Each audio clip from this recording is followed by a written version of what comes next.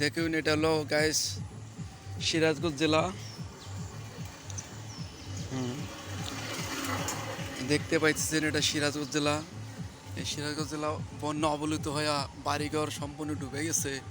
এই যে দেখতে পাইতেছেন হাইরে পানি আর পানি, খালি পানি আর পানি, চতুর সাইডে খালি পানি দেখতে পাইতেছেন, শুধু পানি দিয়া ভরা রাস্তাঘাট, কালভার্ট, বাড়িঘর সম্পূর্ণ একবারে আপনার সব পানির নিচে একবারে ডুবে আছে। এই যে দেখতে পাইতেছেন সম্পূর্ণ পানি আর পানি, চতুর যেদিকে তাকাবেন শুধু পানি আর পানি। এখানকার মানুষ অনেক কষ্টে জীবনযাপন করতেছে।